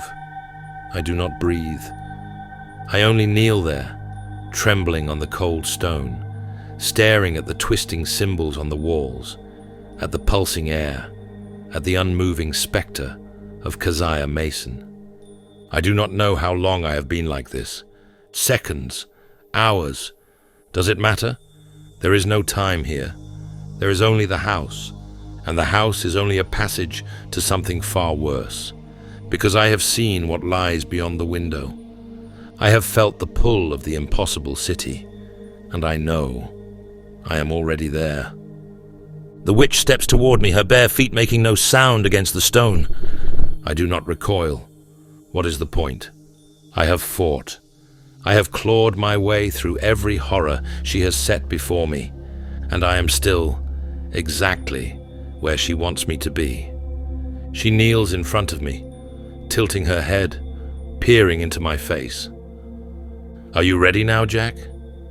Her voice is gentle, almost affectionate, and that, more than anything else, shatters me further. There is no cruelty in her words, no mockery, because there is nothing left to mock. I am hollow. I am empty. I am ripe for the taking. I feel the pull again. It is not physical.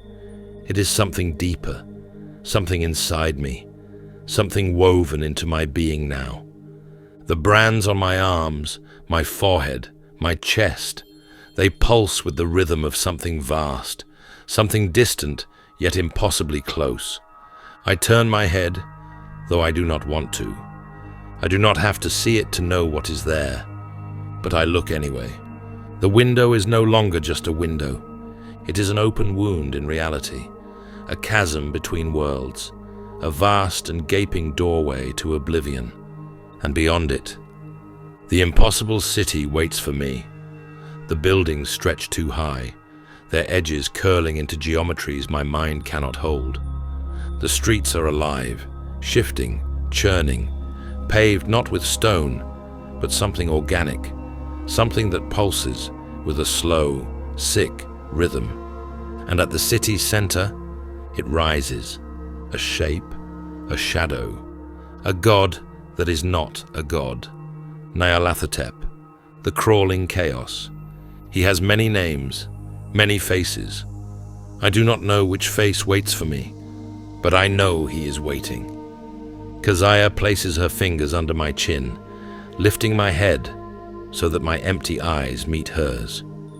You were never meant to stay here, Jack. Her voice is soothing, not an executioner speaking to a victim, but a mother speaking to a child, guiding him toward his fate. She is not lying. I was never meant to stay here. I want to hold her now. Tell this woman I mistook for my captor that I love her, and she has always been a good mother to me. No one cares for me more than her. I love her now. The brands on my skin bind me to something greater than this house, greater than this world. They have already marked me as his. I feel myself rising. I am not standing. I am being lifted, pulled from my knees, pulled toward the gaping window, towards my home, the impossible city. The house is no longer solid. The walls bend and stretch, the angles shivering, the floor melting into something soft and yielding. Mother watches me with pride. You are finally ready. Her words are the last thing I hear in this world. The moment I cross the threshold, the world shatters. I am falling. My home, the impossible city, is beneath me, above me, around me.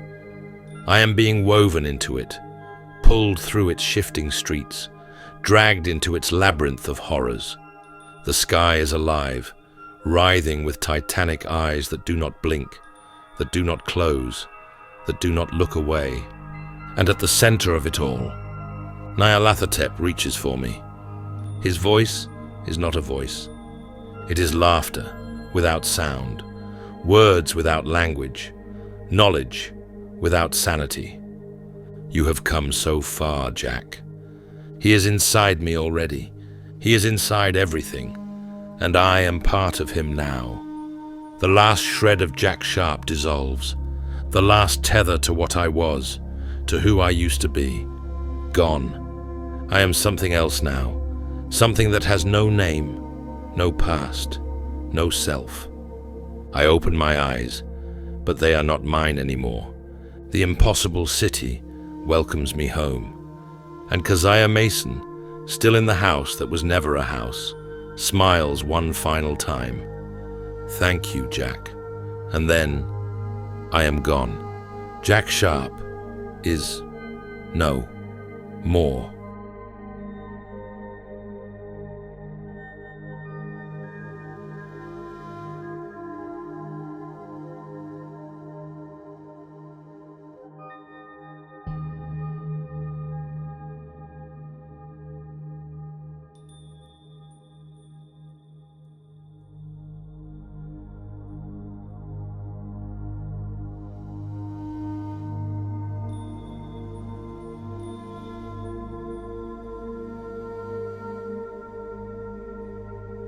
The Summoning of the Sleeper. Chapter 1. The Summoning of the Sleeper. From the journals of Ashanti Al Ghul, the stars had aligned.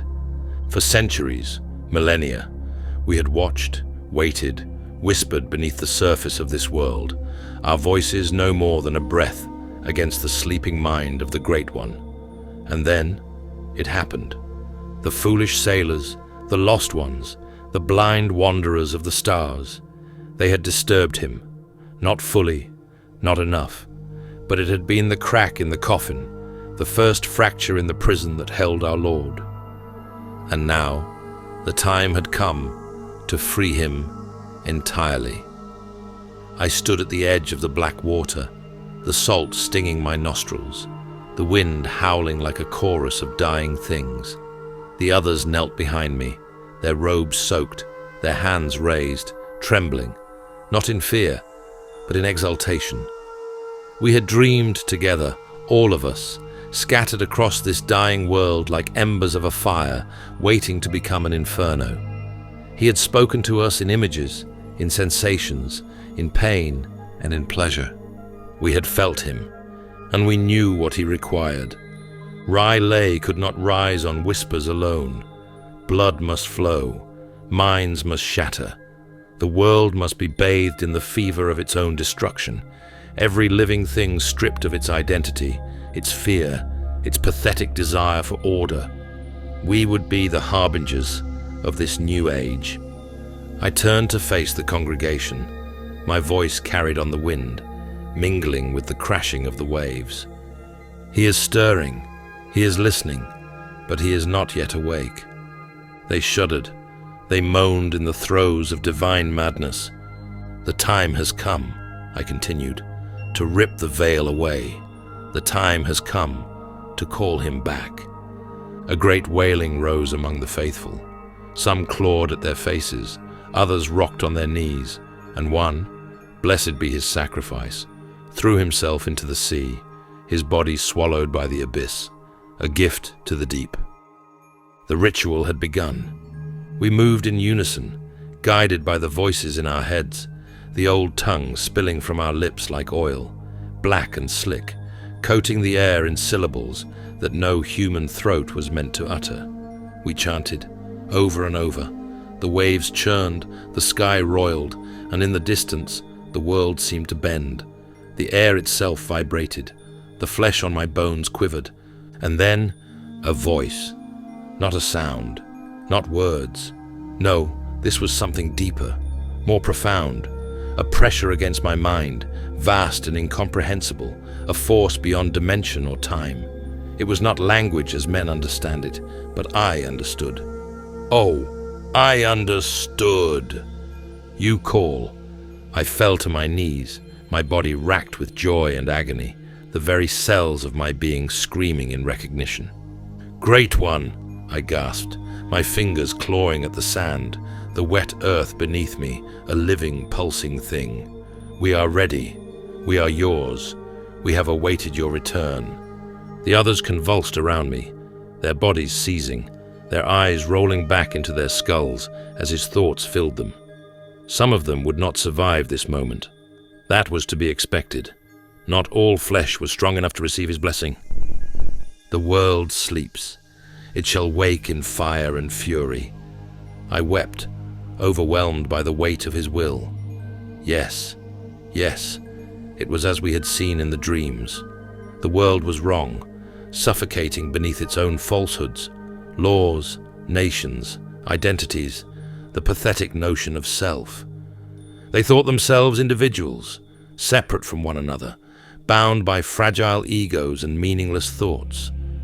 How he must have pitied them, how he must have loathed them. And yet, he would save them. He would free them, through us, bring them, the frail ones, the lost, the hungry, the broken. I lifted my head, the message striking deep into my mind, searing into my very essence. Yes, I whispered, understanding now my purpose in ways I never had before. We will gather them. They will sing my song. They will break. They will be reborn. He did not mean reborn as man understands it. He did not mean a renewal of flesh or a cycle of mortal decay.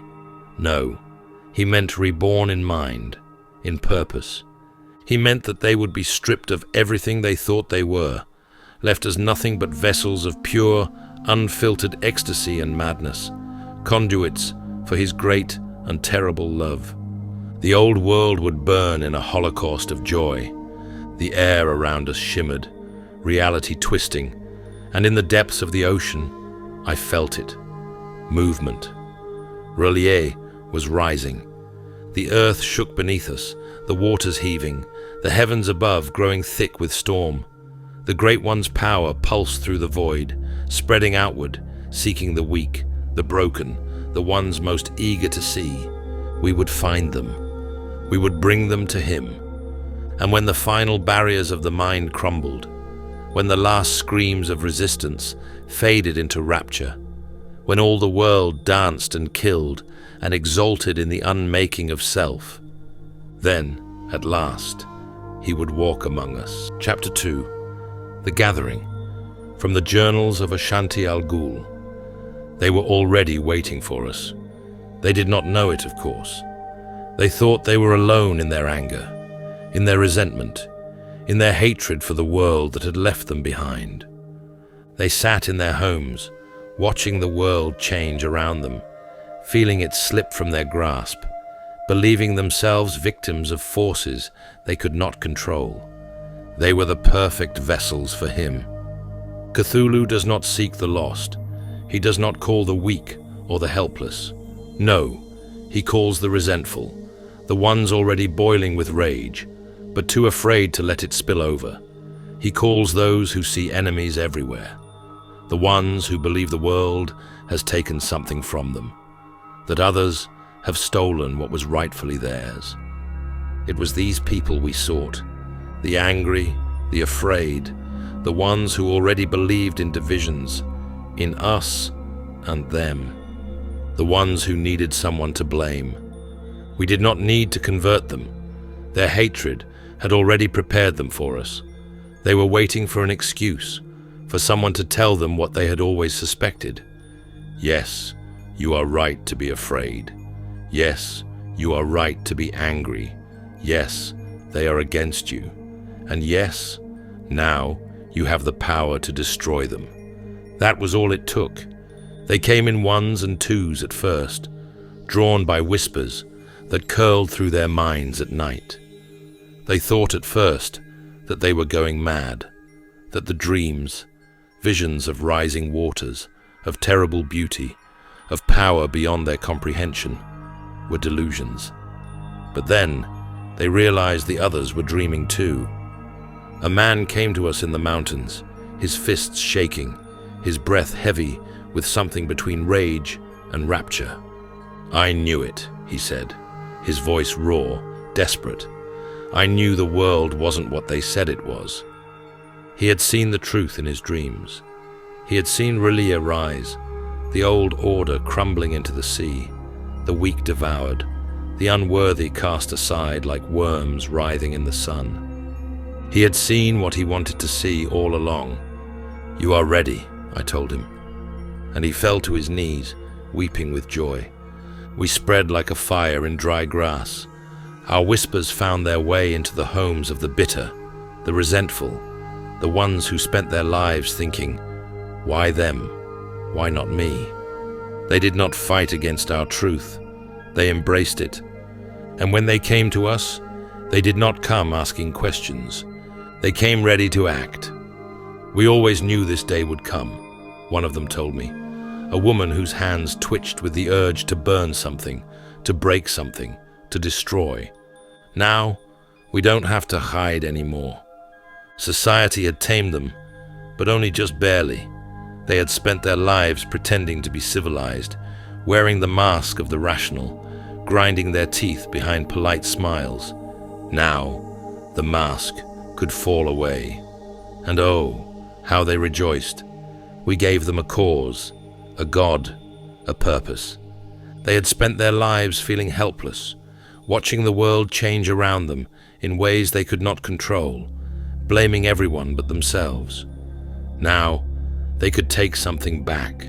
They could be the ones who made others afraid. They could be the ones who set the world on fire. Our ranks swelled.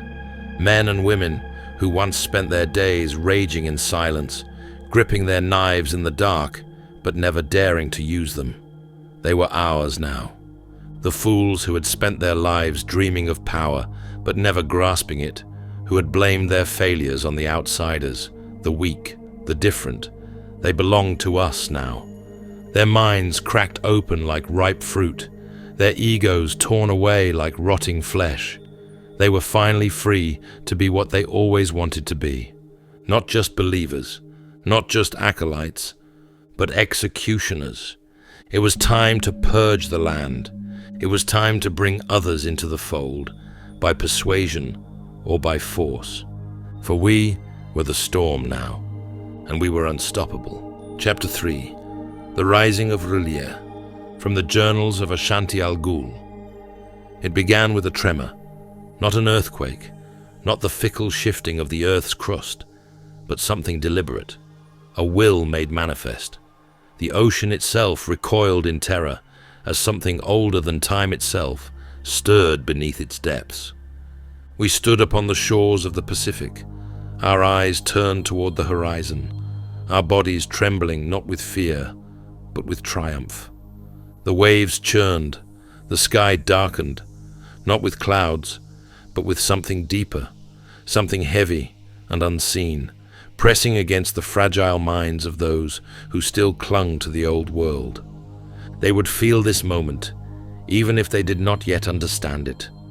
At first, the waters boiled, then they parted, retreating in unnatural currents, revealing the impossible.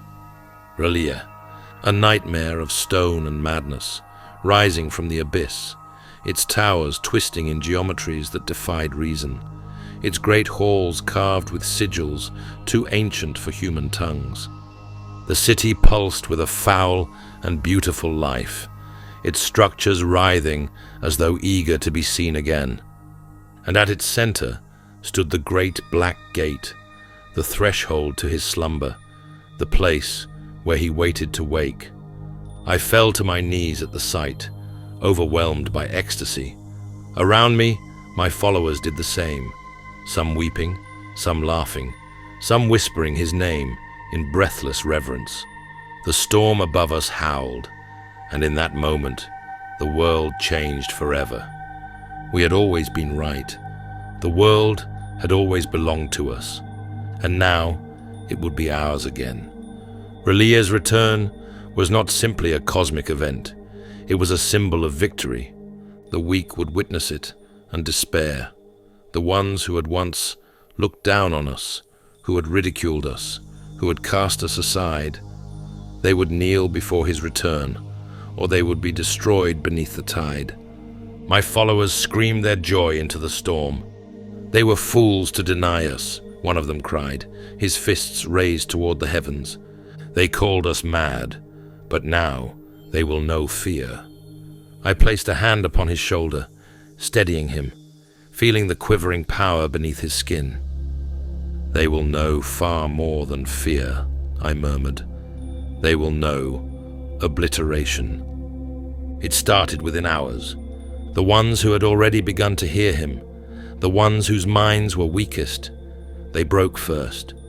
Across the continent, in cities, in villages, in towns small and large, men and women collapsed to their knees, clutching their skulls, screaming as his presence crashed through their illusions. They saw R'lyeh in their dreams. They saw the world dissolving, their false gods falling silent, their laws burning to nothing. Some of them wept in terror, others laughed in rapture, and others, the ones who had waited their whole lives for this moment, took up arms. The weak would be purged.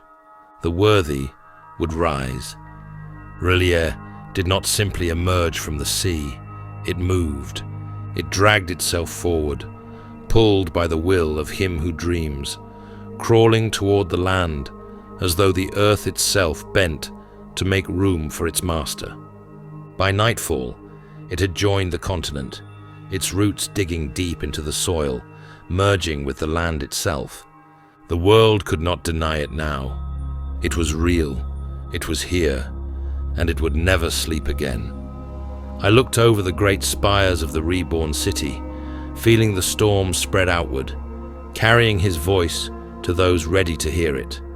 They would come. They would offer themselves to us, and for those who did not, we would cleanse them from this world. Chapter 4. The Rise of the Acolytes. From the Journals of Ashanti Al Ghul. They always wanted power. They spoke of fairness, of democracy, of justice, but beneath it all, they hungered. Some for wealth, some for recognition, but all for control, for the ability to shape the world in their own image. They were the easiest to turn. When we took to the cities, we did not waste our time on the blind masses, the ones who still clung to their fragile order. No, we sought those who had spent their entire lives fighting for power, the ones who had already sold their souls long ago. The politicians, the media men, the so-called leaders who ruled from the shadows, who whispered into the ears of kings, they were the ones we needed. They were the ones who would bring the final ruin. It began with whispers in the dark. We found them in their penthouses, in their offices, in the great halls of government, and we showed them what was coming. We let them hear the song. We let them see his dreams. And at first, they fought it. They clutched their reason, their fragile sense of control, believing that this was another game, another play for power, another movement they could manipulate, until they understood, until they saw that there would be no more games, that the world they once knew was already gone. Some of them screamed, some of them fell to their knees, weeping, but others, the clever ones, the ambitious ones, they laughed. They had always suspected the truth, had always known that their power was a lie, a fleeting thing, subject to the whims of the weak. But now, they would be gods among the damned. One by one, they pledged themselves. They bent the knee, not to me, not to our cause, but to him. They saw the new order taking shape, and they realized they could be the architects. They welcomed the destruction, because they knew that from the ashes they would rule. They took their places in government, in corporations, in universities, in churches. They shifted policies. They rewrote laws. They twisted the minds of millions, slowly, methodically, so that when the final breaking of the world came, the people would beg for it. And when the time was right, they would open the doors, they would let the storm in, and the world would drown in ecstasy. I watched as our new acolytes took their places. Some did so openly, proclaiming a new world, a new way of thinking, bringing the disenfranchised into the fold, making them believe that this was their moment. Others did so in silence, spreading the seeds of madness through policy and propaganda, changing the very language of the world so that soon no one would know what was real and what was not. They all had the same goal, to make the world so unstable, so broken, that when he came, no one would resist, because by then there would be nothing left to resist for. The nations of men would burn themselves to the ground before his arrival, and those that remained would throw themselves at his feet, desperate to be remade, to be free. I stood at the highest peak of Ralia and gazed across the land, watching the final preparations unfold. The last defenses of the old world were crumbling. The final pieces were falling into place. Soon, there would be nothing left to stop us, and his dream would become reality. Chapter 5, The World in Flames, from the Journals of Ashanti Al Ghul. There was no war, no great battle, no final stand, because the world which was ripe for Cthulhu felt his full presence now, and the threads of what little humanity remained tore, and the madness of his cosmic horror overtook their minds. By the time the first fires were lit, by the time the first blood was spilled, the people no longer believed in the things that had once bound them. They had no reason to fight for what was already dead.